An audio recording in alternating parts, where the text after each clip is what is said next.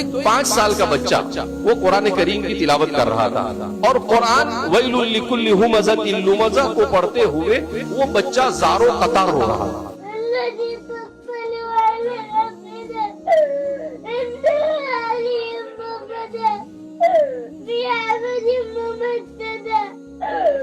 یہ 5 سال کا بچہ ہے، اس کے ماں باپ نے اس کی ایسی تربیت کی ہے کہ یہ بچہ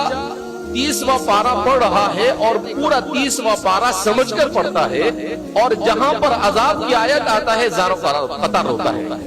اس بچے کو قرآن کی تلاوت کرتے ہوئے اسے پوچھا جا رہا ہے کہ بیٹے کیوں رو رہے ہو تم؟ تو کیا کہتا ہے وہ بچہ؟ مجھے اللہ کے عذاب کا ڈر محسوس ہو رہا ہے۔ اللہ اکبر۔ انہوں نے مجھے کہا ہم نے اپنی بیٹیوں کی ایسی تربیت کی ہے کہ ہماری بیٹیوں کے یہاں یہ التزام ہے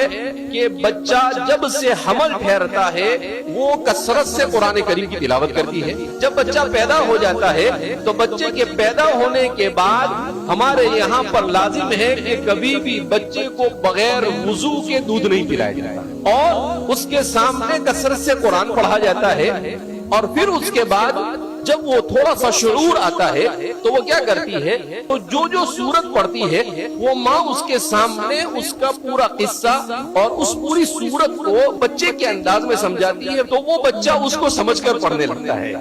یہاں تک کہ جب وہ قرآن کی تلاوت کرنے لگتا ہے تو 5 سال کی عمر میں وہ ایسے قرآن کریم کی تلاوت کرتے ہوئے روتا ہے جیسے حضرات صحابہ کے بارے میں ہم نے سنا کہ وہ قرآن کو پڑھتے ہوئے زار و قطار روتے تھے۔